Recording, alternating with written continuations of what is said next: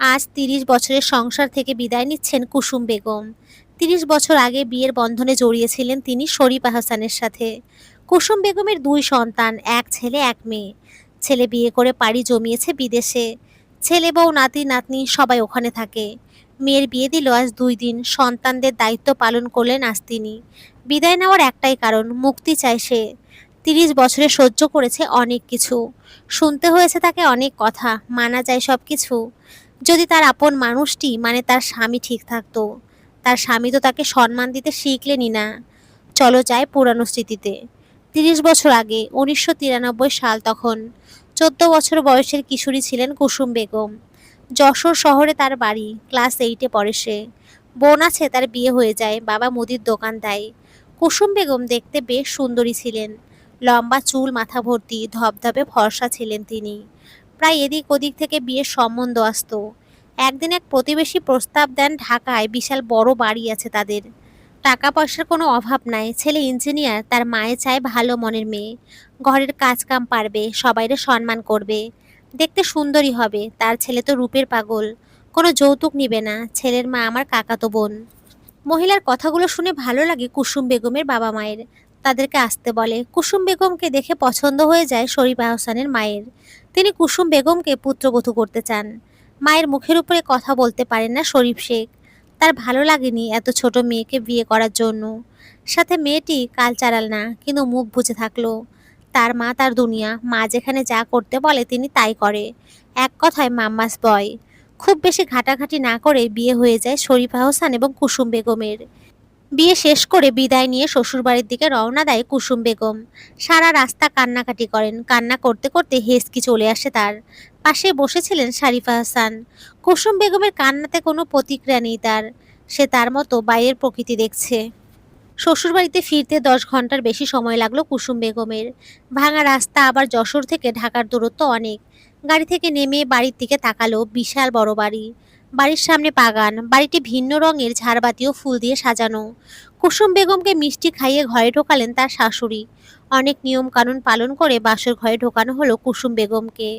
তাকে ঘরে নিয়ে যায় তার ননদ আর বড় যা। যা বলে দিল সব নিয়ম। শোনো মেয়ে, স্বামী আসলে পা ধরে সালাম করবা। স্বামী যদি বলে তোমার কি চাই, বলবা আপনার ভালোবাসার সোহাগ। তারপরে দুধের গ্লাস তার সামনে আগায় দিয়ে বলবা খান আপনি। তুমি এমনি ঘোমটা দিয়ে বসো, তোমার স্বামী আসবে এখনই। এসেই তোমার ঘোমটা নিজের হাতে উঠাবে, আমরা তাহলে যাই। বলেই বিদায় নেন তারা। তার 10 মিনিট পর ঘরে প্রবেশ করে শরীফা হাসান। শরীফা হাসান এসে কুসুম বেগমকে ইগনোর করে ওয়াশরুমে গেলেন। তারপর জামা কাপড় বদলে আয়নার সামনে দাঁড়িয়ে নিজেকে ঠিক করছিলেন। কুসুম বেগম দেখলো কিছুক্ষণ। ভাবলো ওরা তো বলেছিল এসে ঘোমটা ওঠাবে, কিন্তু ওঠাচ্ছে না কেন। তাই সে নিজেই গেল শরীফা হাসানের সামনে। শরীফা হাসান দেখলেন, কপাল কুঁচকে জিজ্ঞাসা করলেন কি চাই। অবুজ কুসুম বেগম তখন যা যেগুলো বলতে বলেছিল এখন সে তাই বলল। আপনার ভালোবাসার সোহাগ। ক্ষিপ্ত হলো শরীফা হাসান। এটুকু মেয়ের আবার এসব চায়, রাগ না দেখিয়ে বললেন, এসব পাবে না তুমি মেয়ে, আমি তোমাকে ভালোবাসতে পারবো না। আমার সাথে ফালতু কথা বলার চেষ্টা করবে না, আমি এসব পছন্দ করি না। মাথা কাত করে সম্মতি জানায় কুসুম বেগম। সব ঠিক আছে, কিন্তু ঘোমটা এটা কখন ওঠাবে? এটা তো গুরুত্বপূর্ণ কথা, তাই বলল ঘোমটা তো ওঠান মুখ থেকে। কেন, তোমার হাত কি ক্ষয় হয়েছে? না, আসলে আপুরা বলে গেল আপনি ওঠাবেন। নিজে নিজে করে নাও, এসব আমাকে ডাকবে না বলছি না একবার।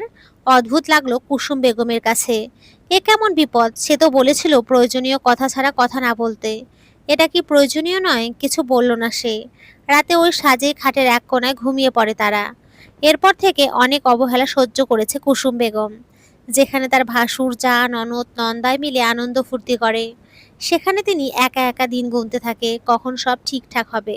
বিয়ের বছর না পেরোতে কুসুম বেগমের শাশুড়ি মারা যায়। শাশুড়ির মৃত্যুর আগে তিনি বলে যান, আমার এই সংসারের দায়িত্ব এখন থেকে তোমার আর বড় বৌমার। তোমরা দেখে রাখবে আমার গোছানো সংসার।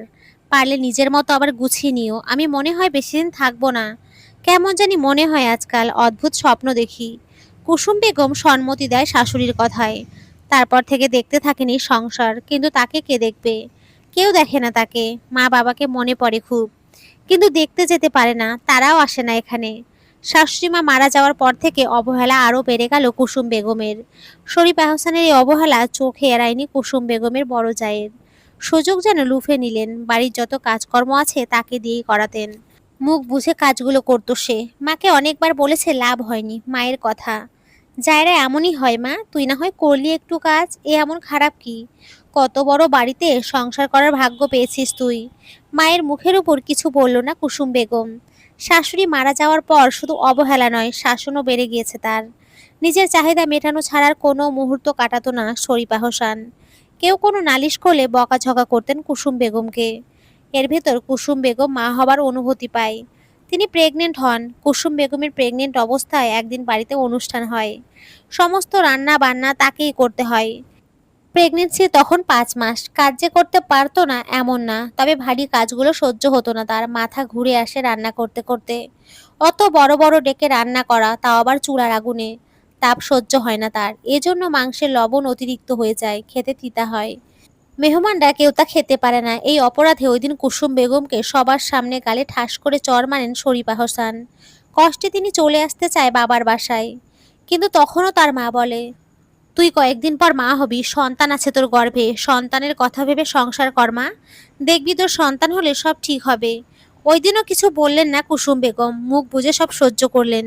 ওই দিনের পর কুসুম বেগমের মনে একটাই আশা জেগেছিল, তার সন্তানেরা তাকে ভালোবাসবে, তাকে মা বলে মর্যাদা দেবে, সম্মান দেবে।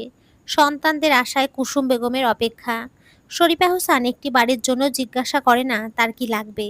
একটি বারের জন্য বলে না, কুসুম তুমি তো আমার সন্তানের মা হতে চলেছো, আমার সন্তান আর তুমি দুজনে কেমন আছো? না, সে তো কাজে ব্যস্ত, তার কাছে এসবের সময় নেই। দেখতে দেখতে অপেক্ষার বেলা বিদায় নিল। কুসুম বেগম ছেলে সন্তানের জন্ম দিলেন। শরীফ সাহেব এই প্রথম যেন খুব খুশি, ছেলেকে করে নিয়ে খেলাধুলা ঘোরাঘুরি করছে। কিন্তু কুসুম তার খোঁজ নিল না। ছেলে সন্তান জন্ম দেওয়ার কুসুম বেগমের বড় যা যেন আরো ক্ষেপে গেল। তার দুইটা সন্তান, দুজনই মেয়ে। তার মানে তো এই বাড়ির চাবিকাঠি কুসুম বেগমের হাতে। রাগে দুঃখে তিনি কুসুম বেগমের সাথে আরো বেশি বেশি অন্যায় করা শুরু করলেন।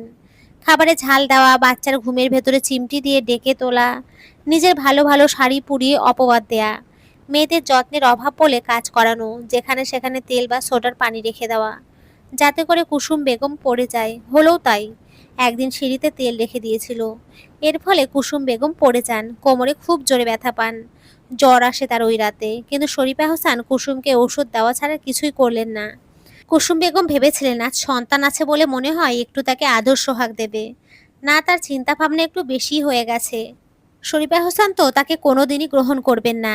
দেখতে দেখতে ছেলের বয়স যখন 4, কুসুম বেগম জানতে পারেন তিনি আবার মা হবেন। সেইবারও তেমন কারো হেলদেল নেই, শুধুমাত্র কুসুম বেগম আর তার ছেলে জিয়ান ছাড়া। ছোট্ট জিয়ান তখন কুসুম বেগমের সাথে অনেক খুশি হয়। সে বড় ভাই হবে, এটা যেন তার আনন্দের বিষয়। কুসুম বেগমের প্রথম প্রেগনেন্সিতে তার ননদ বিলেতে ছিল স্বামীর সাথে। এবার সে এসছে। ননদ বরাবরই কুসুম বেগমের ভক্ত। এই ক্ষুদ্র মানুষগুলোর ভালোবাসা কুসুম বেগমের জন্য অনেক ছিল। বড় সন্তানের বেলায় যতটা কষ্ট হয়েছিল, ছোট সন্তানের বেলায় ততটা কষ্ট হয়নি। ননদ ছিল বলে বড়জা তেমন কিছুই করতে পারেননি। এবার কুসুম বেগমের মেয়ে সন্তান হলো। শরীফা হোসেন মেয়েকে কোলে নিলেন, নাম রাখলেন মেয়ের।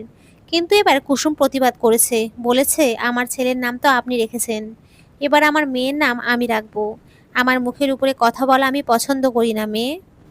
আমি আমার সন্তানের জন্য অধিকার ফলাচ্ছি, এতে আশা করি আপনার আপত্তি নেই। আমি তো সংসারে কোনো অধিকার দেখাই না। ভাইয়ের রাগ সম্পর্কে খুব ভালোভাবে অবগত শরীফা হোসেনের বোন, তাই সে তাদের থামতে বললেন। আচ্ছা ভাবি রাখবে নাম, মায়ের তো একটা চাওয়া পাওয়া থাকে। ভাই, তুমি এভাবেও ভাবিকে বলতে পারো না, তোমার দুইটা সন্তানের মা সে। বোনের সান্ত্বনাতে চুপ হয়ে গেল সবাই। দমে গেল শরীফা হোসেন। কুসুম বেগম তার মেয়ের নাম রাখেন জাহ্নবী, ছেলের সাথে মিল রেখে। সবাই তাতে খুশি হলো। এর ভেতর কুসুম বেগমের ননাসের আবদার, ভাই ভাবি আমাদের ছেলের তো বয়স এখন 8, জাহ্নবীর বিয়ের বয়স হতে হতে ওর একটা চাকরি হয়ে যাবে। আমি চাই আমার ছেলের সাথেই আপনাদের মেয়ের বিয়ে হোক। রাজি হলেন শরীফা হোসেন। চোখের পলকে ছেলে মেয়েরা কিভাবে যেন বড় হয়ে যায়, সময়টা যেন ধরে রাখা যায় না। কুসুম বেগমের ছেলের বয়স এখন 25 আর মেয়ের বয়স 20। ছেলে দেশের বাইরে পড়াশোনা করেছে, মেয়ে তার কাছে ছিল। ছেলেকে বিদেশে পড়ানো এরা নাকি ওই পরিবারের ঐতিহ্য। ছেলেকে বিদেশে যেতে দিতে চায়নি কুসুম বেগম। শরীফা হোসেনের চোখ রাঙানিতে যেতে দিতে হলো। ছেলে মেয়ে মাশাআল্লাহ মা ভক্ত হয়েছে, কিন্তু তারা বাবাকে মেনে চলে, এছাড়া কি আর উপায় আছে? তবে সন্তান হওয়ার পর কুসুম বেগমের কষ্ট অনেকটাই কমে যায়। মেয়ে তার পড়াশোনার ফাঁকে ফাঁকে মাকে অনেক সাহায্য করত। বাবাকে খুব ভয় পায়, মাকে সারাদিন বকাবকি চোখ রাঙানি করতে দেখে। সেও বাবার কাছে যেত না। তবে শরীফা হাসান মেয়েকে আদর করতেন, মেয়েকে কাছে ডাকতেন। জাহ্নবী চুপ করে ভয়েতে বসে থাকতো যদি তার বাবা কিছু বলে। এর ভেতরে কুসুম বেগমের বাবা মাও মারা যান। বিদেশ থেকে পাশ করে ওখানে চাকরি পায় জিয়ান। ওখানের এক মেয়েকে ভালোবেসে ফেলে সে, প্রেমও করে তারা। মাকে সবকিছু জানায়। বিদেশি কালচারের হলেও জিয়ানের মা হিসেবে কুসুম বেগমকে অনেক সম্মান করে জিয়ানের গার্লফ্রেন্ড। যেহেতু বিদেশি মেয়ে আর ছেলে বিয়ের মতো হয়ে গেছে, তাই এর কোনো দ্বিমত জানাননি শরীফা হাসান ও কুসুম বেগম। দেশে এনে বিয়ে দিয়ে দেয়। ছিল মাস চারেক এখানে, তারপর আবার চলে যায় বিদেশে। ছেলের বিয়ের ১.৫ বছরের মাথায় জাহ্নবীর বিয়ে ঠিক হয় শরীফা হোসেনের বোনের ছেলের সাথেই। বিয়ের আয়োজন শুরু করা হয়। যা জন্মের সময় শরীফা হোসেনের ওয়াদা করা ছিল বলে এবার যা অনুমতি নেয়নি। বিয়ের দিন কুসুম বেগম জানতে পারেন ফোনের যুগ এটা। মেয়েকে ফোন কিনে দেন শরীফা হোসেন। সেই ফোনে মেয়েকে কথা বলতে শোনেন। কথার ধরনে বুঝে যান সবকিছু। যেদিন জেনে যান সেদিন সকালে তার মেয়ের বিয়ে। কুসুম বেগম কি করবেন বুঝতে না পেরে খুঁজতে থাকে শরীফা হাসানকে। অনেকক্ষণ খোঁজার পর পেয়ে যায়। শরীফা হাসানকে বলে দেয় সবকিছু, কিন্তু তিনি কথাগুলো গায়ে মাখলেন না। ওই যে কালচার, কুসুম বেগম তো কোনো কালচার জানেন না। ফোনে কথা বলার জন্য স্মার্ট হওয়া লাগে। কুসুম বেগম তো তা নয়, কথাগুলো খেতভাবে বলে। আর তার মেয়ে প্রেম করতেই পারে না। মেয়ে তো জানে বাবা ওয়াদা করে আছেন। কুসুম বেগম যেন আজ ভেঙেই পড়ল। লোকটা এতগুলো বছর তাকে অবহেলায় করলো, কখনো বুঝলো না তাকে। লোকটাকে ভালোবেসে সংসারকে আগলে রাখলো, কিন্তু স্বামী সে তো তার একটা কথার 2 পয়সাও দাম দেয় না। বিয়ের দিন জাহ্নবী সত্যি সত্যি পালিয়ে যায়, এটা লোক জানাজানি হয়। অনেকে অনেক কথা বলছে। কেউ কেউ বলছে একই পরিবারের মধ্যে বিয়ে ঠিক করে আবার তামাশা দেখলাম।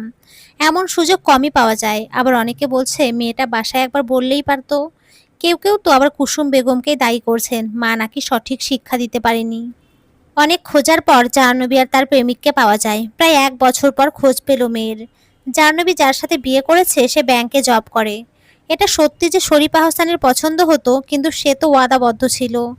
আর শরীফা হাসানকে খুব ভয় পেত জাহ্নবী, তাই কিছু বলেনি।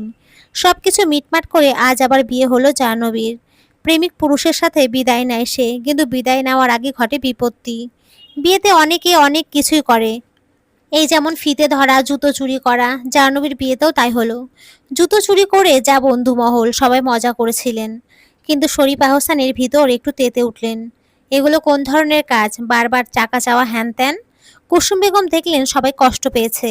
সন্তানের বয়সী বাচ্চাদের কষ্ট সহ্য হলো না। তাই সে আজ দ্বিতীয়বারের মতো প্রতিবাদ করেছিল। বলল, এগুলো বিয়েতে হয়েই থাকে, কোনো ব্যাপার না, বাচ্চারা ওদের মতো আনন্দ করুক। কুসুম বেগমের কথায় যেন আরো দ্বিগুণ রাগ বেড়ে গেল। মেয়ের বিদায় দিয়ে ওই দিনই রাগ মেটালেন তিনি। সাথে করে 2 গালে 2টা চড়। বিয়েতে প্রতিবেশীরা চলে গেলেও ছিলেন কিছু আত্মীয় স্বজন। তারা এগুলো দেখে অবাক। কুসুম বেগম আজও মুখে কুলুপ পেতেছিল, মুখ ফুটে কিছু বলেনি। আজ সবাই গেছে জাহ্নবীর বৌভাত অনুষ্ঠানে, শুধু কুসুম বেগম যাননি। তার শরীর অসুস্থ বাহানা দিল। কি জীবন তার, কি পেল সে? বিয়ের 1.5 বছরের মাথায় শাশুড়ি মারা গেল। তার 2.5 বছর পর ছেলে হলো। ছেলে 4 বছর বয়সে মা হওয়ার খবর আবার পেল। টানা 21 বছর সন্তান মানুষ করলো। এখন তারা সংসার পেতেছে। বড় ছেলের তো যমজ 2 বাচ্চা হয়েছে। এক ছেলে এক মেয়ে, সবাই সুখে আছে। কর্মজীবনে শরীফা হোসেনও সুখ পেয়েছে। সে কি পেল? অবহেলা আর শাসন। কিন্তু এগুলো কি তার প্রাপ্য? এগুলো ভাবতে ভাবতে ব্যাগ গোছানো শেষ করলো কুসুম বেগম। শরীফা হোসেন বৌভাত শেষ করে মেয়ে জামাইকে নিয়ে আসবেন আজ। সন্ধ্যায় আসবে তারা, তাই কুসুম বেগম এই দুপুরেই চলে যাবে।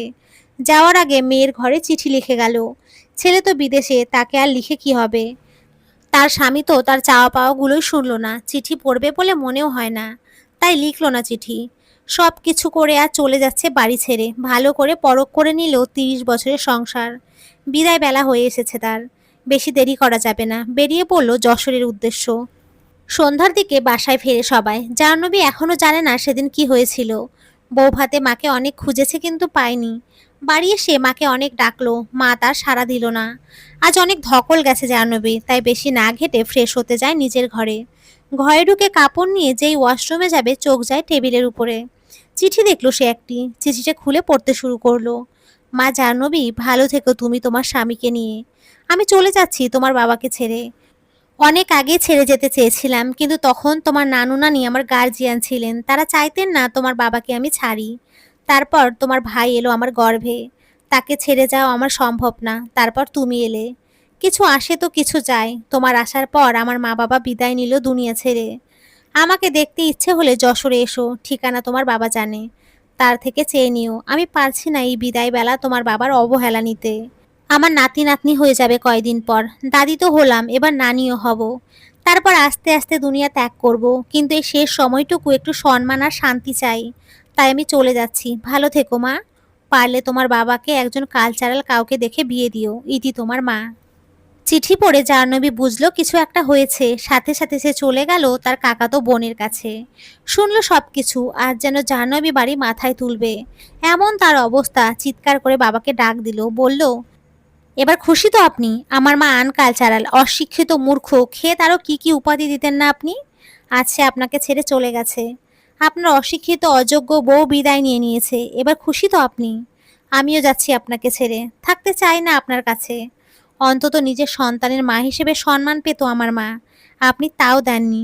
এমন বাবা চাই না আমার। ভালো থাকবেন আপনি, বলেই বিদায় নিতে চায় জাহ্নবী। মেয়ের এতগুলো কথা একসাথে হজম করতে পারলেন না শরীফা হাসান। সাথে সাথে বুকে হাত দিয়ে ঢলে পড়লেন ফ্লোরে। বাবার এই অবস্থা দেখে যেতে পারল না জাহ্নবী। বাবাকে নিয়ে তাড়াতাড়ি হসপিটালে গেল। সাথে সাথে কল দিল জিয়ানকে, সবকিছু খুলে বলল তাকে। এগুলো শুনে জিয়ান বলল, আমি বাংলাদেশে আসছি, যত তাড়াতাড়ি সম্ভব চেষ্টা করব। দেখতে দেখতে কেটে গেল 3টি মাস। এই 3 মাসে শরীফা হাসান বুঝতে পারলেন কুসুম বেগমের কমতি। না চাইতেই সবকিছু রেডি থাকতো তার, আজ কিছুই রেডি নেই। 30 বছরের কুসুম বেগমকে অবহেলা করলেও কুসুম বেগম তার সমস্ত কাজ ঠিক সময়ে করে দিতেন। আজ জিয়ান এসেছে বিদেশ থেকে, ছেলে ও বউকে নিয়ে, কিন্তু বাসায় আসেনি, হোটেল ভাড়া নিয়েছে। 2 মাসের ছুটিতে আসছে তারা। যশোরে যাবে, মাকে নিয়ে আসবে, তারপর মাকেও বিদেশে নিয়ে যাবে নিজেদের কাছে। দরকার হয় মায়ের পাসপোর্ট ভিসা না হওয়া অবধি এই হোটেলেই থাকবে। জাহ্নবী আসবে মাঝে মাঝে দেখতে। ছেলে এসেছে, কিন্তু নিজের বাড়িতে না। এই খবর পেয়ে কষ্টে বুক ছিঁড়ে যাচ্ছে শরীফা হোসেনের। সে যেন বুঝতে পারছে কি কি হারালো সে। জিয়ান বাংলাদেশে আসার 2 দিন পরেই যশোরে যাচ্ছে, জাহ্নবীও যাচ্ছে তাদের সাথে। জাহ্নবী এর আগেও 2বার গিয়েছিল কুসুম বেগমের কাছে, কিন্তু ফিরিয়ে আনতে পারেনি তাকে। যতই হোক মেয়ের সংসারে তো থাকা যায় না। জাহ্নবীর শ্বশুর শাশুড়ি স্বামী এরাও বলেছিল এদের আপত্তি নেই, কিন্তু বিবেক বলতেও ব্যাপার আছে। সম্মানের সাথে পুরনো টিনের বাড়ি শ্রেয়, অসম্মানের সাথে অট্টলিকাও না। যশোরে এসে মাকে দেখে হাউমাউ করে কেঁদে দিল 2 ভাই বোন। অনেকক্ষণ মায়ের কোলে শুয়েছিল জিয়ান। তারপর অনেকক্ষণ রিকোয়েস্ট করলো তাদের সাথে যেতে। ছেলের জেদের কাছে হার মেনে রাজি হলো কুসুম বেগম। আজ তারা যশোরে যাবেন, সবকিছু রেডি করে জুতো পায়ে দেবে। এমন সময় অনুভব করলো একজোড়া হাত কুসুম বেগমের পায়ে জুতো পরিয়ে দিচ্ছে। কুসুম বেগম তাকালেন সেদিকে, দেখলেন তার স্বামী শরীফা হোসেন। কিছুটা অবাক হলো কুসুম বেগম, সে কি জেগে থেকেও স্বপ্ন দেখছে? সাথে সাথে অবাক তার সন্তানেরা। সবাইকে পরখ করে শরীফা হোসেন বললেন, আমি কুসুমের সাথে কিছু কথা বলতে চাই। সবাই কিছু বলল না, সবার একটাই কথা, তাদের মায়ের যা ইচ্ছা তাই করবে, তারা তাদের মায়ের পাশে আছে। স্বামীর মায়া এখনো ত্যাগ করতে পারেনি কুসুম বেগম। বিদায়বেলা কি বলতে চান তিনি শুনতে রাজি হলো সে। তাই এক ছোট ঘরে ঢুকলো। শরীফা হোসেনকে সাথে নিয়ে চুপ থাকলো কুসুম বেগম। বলতে শুরু করলো শরীফা হোসেন, আমি জানি আমি কত বড় পাপ করেছি। এই পাপের শাস্তি অনেক কঠিন। স্ত্রীকে সম্মান দেওয়া স্বামীর কর্তব্য। আমি সেই কর্তব্য পালন করিনি, বরং করেছি তাচ্ছিল্য। তুমি আমাকে দেবে সেই শাস্তি, আর আমি মাথা পেতে নেব সকল শাস্তি। এবার থেকে না হয় আমাদের উল্টোভাবে পথ চলা শুরু হোক। তুমি না হয় এবার আমাকে তোমার ইশারায় চলতে দেবে, কিন্তু আমাদের এই বিদায় বেলায় বিচ্ছেদ না হোক। আমি তোমার কাছে এই অনুরোধ করছি। কুসুম বেগমের 2 হাত নিজের হাতের মুঠোয় নিয়ে আজ শরীফা হাসানের চোখে পানি এসছে। জানো, এই 3 মাসে আমি বুঝতে পেরেছি অবহেলার কিছুক্ষণ সারাক্ষণ থাকলে তার মূল্য বোঝা যায় না। দূরে গেলেই বোঝা যায়। তুমি এতদিন দূরে থেকেই শিক্ষাটাই দিয়েছো আমাকে। সুযোগ দেবে আমাকে শেষবারের মতো। বিশ্বাস করো, একটি বারের জন্য অবহেলা করব না, বরং এবার রানীর আসনে বসিয়ে রাখবো তোমাকে, নিজের বুকের বাম পাশটা দেখিয়ে। দুঃখের ভেতরে লজ্জা পেলেন কুসুম বেগম। মুচকি হাসলেন তিনি, বললেন, এটাই কিন্তু শেষ সুযোগ। মাথা পেতে গ্রহণ করলাম বিবিজান, বিবিজান। আহ, কি মিষ্টি লাগলো এটা শুনতে। সাথে লজ্জাও পেলেন, সমস্ত লজ্জা যেন এই বুড়ো বয়সে দিল। ছেলেমেয়েরা বাবার এই অনুতপ্ততা দেখে খুব খুশি। মা যখন মেনে নিয়েছে তারা আর কি রাগ করবে। একসাথে সবাই সবাইকে জড়িয়ে ধরলো। সুখ দুঃখ যেন মুছে গেল তার। আজ দ্বিতীয়বারের মতো কুসুম বেগম স্বামীর সাথে করে বিদায় নিচ্ছে বাবার বাড়ি। এবারও একটি লাল টুকটুকে শাড়ি পরল সে। শরীফ আহসান কিনে দিয়েছে তাকে, জীবনে প্রথম নিজে থেকে দিল। কুসুম বেগম খুব খুশি এই শাড়ি পেয়ে। বুকে নিয়ে কিছুক্ষণ শাড়ির ঘ্রাণ নিচ্ছিলেন। সবশেষে যখন ওরা গাড়িতে উঠবে দেখতে পেল গাড়িটা ফুল দিয়ে সাজানো। ছেলে মেয়েদের সামনে লজ্জা পেল কুসুম বেগম। শরীফ আহসান সবার সামনে তার বিবিজানকে বুকে জড়িয়ে নিলেন এক হাত দিয়ে। গাড়িতে উঠে সবাই আনন্দ করতে করতে বাড়ি ফিরল। বাড়িতে এসে দেখে সবাই ওয়েলকাম পার্টি করছে। কুসুম বেগমকে নতুনভাবে স্বাগতম জানালেন সবাই। এই সব কিছু নাকি শরীফ আহসানের প্ল্যান। তার ইনস্ট্রাকশন অনুযায়ী হয়েছে সবকিছু। অনুষ্ঠান শেষ করে ঘরে এলেন কুসুম বেগম ও শরীফ আহসান। ঘুমানোর সময় কুসুম বেগম বিছানার কোনায় গুটি মেরে শুয়েছিলেন। শরীফ আহসান তাকে বাহু ধরে হ্যাঁচকা টান দিয়ে নিজের বক্ষে আনেন। বলেন, আজ থেকে আমার বিবিজানের জায়গা আমার বক্ষে, কোনো খাটের কোনায় না, বলেই মাথায় চুম্বন এঁকে দিলেন। কুসুম বেগম যেন আজ অবাকের উপরে অবাক, সাথে শুকরিয়া আদায় করলো মনে মনে। শুরুতে না হোক, বিদায় বেলায় তো পেল তার আত্মসম্মান, তার ভালোবাসা, ভরসা, মর্যাদা। নমস্কার বন্ধুরা, তোমরা সকলে খুব ভালো থেকো, সুস্থ থেকো। সকলকে অসংখ্য ধন্যবাদ।